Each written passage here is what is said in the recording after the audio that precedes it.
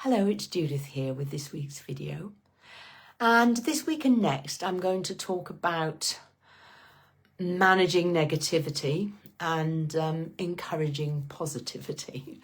And yeah, it's easy to say, but not so easy to do. And why it's important is because our thinking has a huge effect upon our lives. We are not in any sense fully aware of the absolute power of our brains and our minds.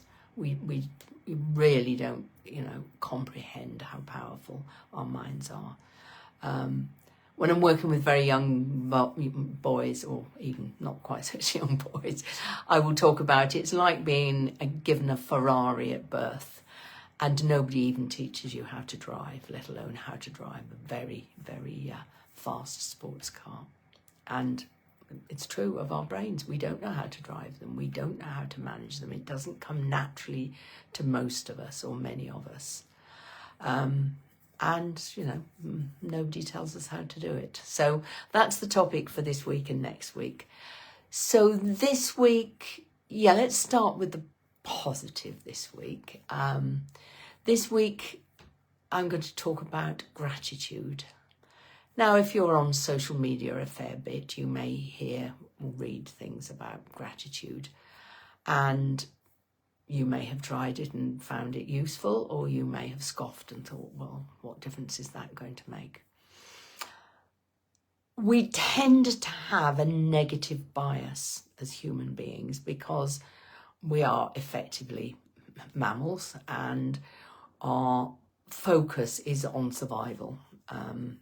And in order to survive, one must have to look around for the dangers and be ready to deal with them. So we naturally are looking at the more negative aspects of our lives just from our heritage. If you're out and about and other animals are looking to have you for lunch, then you have to have your wits about you and be very aware of your environment and very prepared to take action. And we still operate that. It's hardwired into our brains effectively. So we have a negative bias naturally from our inheritance. I think most of us would agree that there's lots of stuff going on in the world that encourages us in that negative direction at the sort of global and country and political level. And then we may have our own personal stuff that we're dealing with as well. So there's lots of opportunity to be negative. There's lots of triggers to make us look at life negatively. So where gratitude comes in is just trying to nudge things a little bit the other way.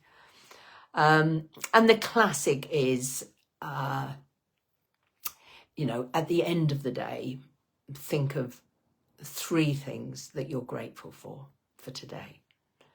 And they don't have to be huge, like, I won the lottery. I think we'd all manage to be grateful for that.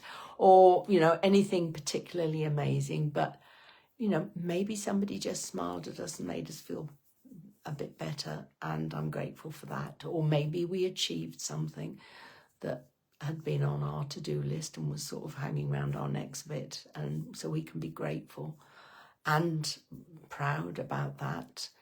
It doesn't have to be big, but it just gets us to slightly think on the positive side. I think everybody has something in each day to be grateful for.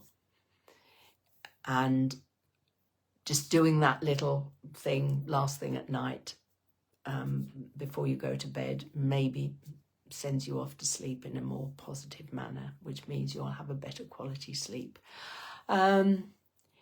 If you can, add it into your day and note the things to be grateful for and actually be grateful for them at the time. That is even better.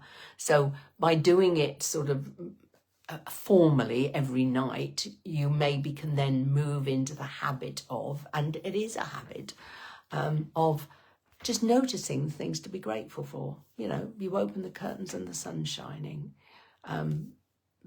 You pass a beautiful garden, or you have a lovely chat with a friend. It doesn't matter what it is, just anything that at the time makes you feel grateful for, maybe, or pleased about, but also recognizing that, really recognizing that that good thing has happened to you today, and you should be grateful for it because of what it's done for you. So I hope that makes sense. Practicing gratitude is very powerful, and as I say, can be done formally or ideally informally, just noticing something to be grateful for. So it can be used if something happens that's upset you a bit, or if you just wake up feeling a bit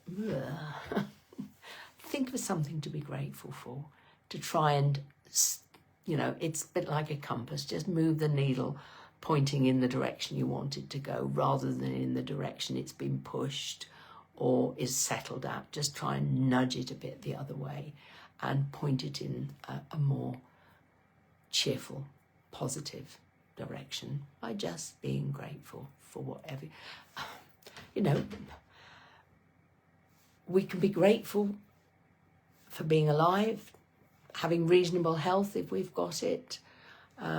There's an awful lot of generic stuff that we could be grateful for that we just take for granted and just accept, you know. And I was reading something today, a young girl in Palestine, in the Gaza Strip, who has been in intermittent touch with a BBC reporter, and you know, her life, which wasn't very good to begin with, has changed in horrendous ways. You know, just being grateful not to be in that kind of situation is an important thing to think about. Anyway, so have a go at practicing gratitude.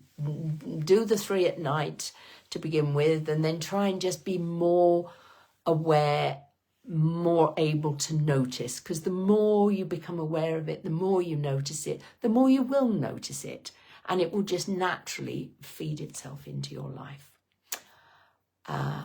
As always, have a really good week, take care of yourself, and I will see you again next week. Bye.